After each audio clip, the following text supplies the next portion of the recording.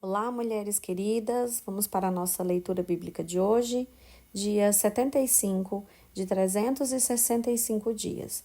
Leremos inicialmente o livro de Números, capítulo 24, todo o capítulo 24, e continuaremos lendo o capítulo 25 até o versículo 18. Vamos juntas? Quando Balaão viu que era do agrado do Senhor que ele abençoasse Israel, não foi esta vez, como antes, ao encontro de agouros, mas voltou o rosto para o deserto. Balaão levantou os olhos e viu Israel acampado segundo as suas tribos, e o Espírito de Deus veio sobre Balaão. E ele proferiu a sua palavra, dizendo: Palavra de Balaão, filho de Beor, palavra do homem de olhos abertos, palavra daquele que ouve os ditos de Deus, daquele que tem a visão do Todo-Poderoso e prostra-se, porém, de olhos abertos. Como são boas as suas tendas, ó Jacó! Como são boas as suas moradas, ó Israel! São como vales que se estendem como jardim à beira dos rios, como árvores de sândalo que o Senhor plantou, como cedros junto às águas. Águas manarão de seus baldes, e as suas sementeiras terão águas abundantes. O seu rei se levantará mais do que Agag, e o seu reino será exaltado. Deus tirou do Egito o povo de Israel, cujas forças são como as de boi selvagem. Consumirá as nações inimigas e quebrará seus ossos, e com as suas flechas os atravessará. Israel abaixou-se, deitou-se como leão e como leoa. Quem o despertará? Benditos os que abençoarem você, e malditos os que amaldiçoarem você. Então Balaque ficou irado com Balaão e bateu com uma mão na outra. Balaque disse a Balaão: Eu o chamei para que você amaldiçoasse os meus inimigos, mas agora já 3 vezes você somente os abençoou. Agora vá embora para a sua casa. Eu tinha dito que o cobriria de honras, mas eis que o Senhor o privou delas. Então Balaão disse a Balaque: Não é verdade que eu também tinha dito aos mensageiros que você me enviou, que mesmo que você me desse a sua casa cheia de prata e de ouro, eu não poderia transgredir o mandado do Senhor, fazendo bem ou mal por minha própria iniciativa? E não é verdade que eu disse que falaria apenas o que o Senhor me dissesse? Agora, eis que volto ao meu povo. Mas antes disso, venha, pois quero avisá-lo do que este povo fará ao seu povo nos últimos dias. Então Balaão proferiu a sua palavra e disse: Palavra de Balaão, filho de Beor, palavra do homem de olhos abertos, palavra daquele que ouve os ditos de Deus e tem o conhecimento do Altíssimo, daquele que tem a visão do Todo-Poderoso e prostra-se, porém de olhos abertos. Eu o vejo, porém não agora. Eu o contemplo, mas não de perto. Uma estrela procederá de Jacó, de Israel subirá um cedro que ferirá as têmporas de Moabe e destruirá todos os filhos de Sete. Edom será uma propriedade. Seir, que é inimigo dele, também será uma propriedade. Mas Israel fará proezas. De Jacó sairá o dominador. Ele exterminará os que restam das cidades. Balaão viu Amaleque, proferiu a sua palavra e disse: Amaleque é o primeiro das nações, porém o seu fim será a destruição. Viu os queneus, proferiu a sua palavra e disse: A sua habitação está segura, e você pôs o seu ninho na rocha. Todavia o queneu será consumido até que Assur leve você cativo. Balaão proferiu ainda a sua palavra e disse: Ai, quem viverá quando Deus fizer isto? Homens virão da costa de Quetim, em seus navios, afligirão Assur e Éber, e também eles mesmos perecerão. Depois Balaão se levantou e se foi, e voltou para a sua terra. Também Balaque se foi pelo seu caminho. Quando Israel estava em Setim, o povo começou a prostituir-se com as filhas dos moabitas. Estas convidaram o povo aos sacrifícios oferecidos aos seus deuses, e o povo comeu a carne dos sacrifícios e adorou os deuses dessas mulheres. Assim, quando Israel se juntou ao culto a Baal-Peor, a ira do Senhor se acendeu contra Israel. O Senhor disse a Moisés: Reúna todos os chefes do povo e enfoque-os diante do Senhor ao ar livre, e a ardente ira do Senhor se afastará de Israel. Então Moisés disse aos juízes de Israel: Cada um mate os homens da sua tribo que se juntarem a Baal-Peor. Naquele momento, eis que um homem dos filhos de Israel trouxe para a sua tenda uma mulher midianita, à vista de Moisés e de toda a congregação dos filhos de Israel, enquanto eles choravam diante da tenda do encontro. Quando Finéias, filho de Eleazar, filho do sacerdote Arão, viu isso, levantou-se do meio da congregação e pegou uma lança, seguiu o homem israelita até o interior da tenda, e com a lança atravessou os dois, tanto o homem israelita quanto a mulher midianita, pelo ventre. Então a praga cessou entre os filhos de Israel. Os que morreram da praga foram 24.000.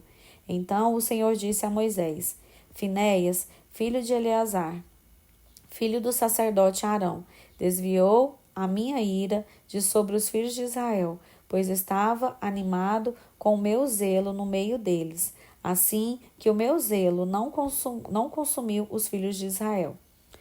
Portanto, diga: eis que lhe dou a minha aliança de paz, e ele e a sua descendência terão a aliança do sacerdócio perpétuo, porque teve zelo pelo seu Deus e fez expiação pelos filhos de Israel. O nome do israelita que foi morto, isto é, que foi morto com a mulher midianita, era Ziri, filho de Salu, chefe da casa paterna dos Simeonitas. O nome da mulher midianita que foi morta era Cosbe, filha de Zur, chefe do povo da casa paterna entre os midianitas. O Senhor disse a Moisés: Atormentem e ataquem os midianitas, porque eles atormentaram vocês quando os enganaram no caso de Peor e no caso de Cosbe, filha do chefe dos midianitas, irmã deles, que foi morta no dia da praga no caso de Peor. Agora leremos Lucas, capítulo 2, do versículo 1 ao versículo 35. Naqueles dias foi publicado um decreto de César Augusto convocando toda a população do império para recensear-se. O primeiro recenseamento, foi feito quando Quirino era governador da Síria.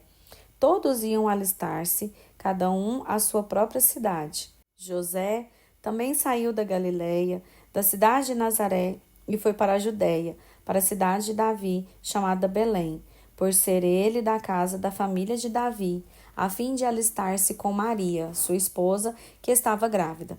E aconteceu que, estando eles ali, chegou o tempo de ela ter a criança. Então Maria deu à luz o seu filho primogênito, enfaixou o menino e o deitou numa manjedoura, porque não havia lugar para eles na hospedaria. Havia, naquela mesma região, pastores que vinham nos campos e guardavam os seus rebanhos durante as vigílias da noite. E um anjo do Senhor desceu onde eles estavam, e a glória do Senhor brilhou ao redor deles, e ficaram tomados de grande temor. O anjo, porém, lhes disse: Não tenham medo. Estou aqui para lhes trazer boa nova de grande alegria, que será para todo o povo. É que hoje, na cidade de Davi, lhes nasceu o Salvador, que é Cristo, o Senhor. E isto servirá a vocês de sinal. Vocês encontrarão uma criança envolta em faixas e deitada em manjedoura. E de repente apareceu com um anjo uma multidão do exército celestial, louvando a Deus e dizendo: Glória a Deus nas maiores alturas, e paz na terra entre os homens a quem ele quer bem. Quando os anjos se afastaram deles e voltaram para o céu, os pastores disseram uns aos outros: Vamos até Belém e vejamos os acontecimentos que o Senhor nos deu a conhecer. Foram depressa e encontraram Maria e José e a criança deitada na manjedoura. E vendo isso, divulgaram o que lhes tinha sido dito a respeito deste menino. Todos os que ouviram se admiraram das coisas relatadas pelos pastores. Maria, porém, guardava todas estas palavras, meditando-as no coração.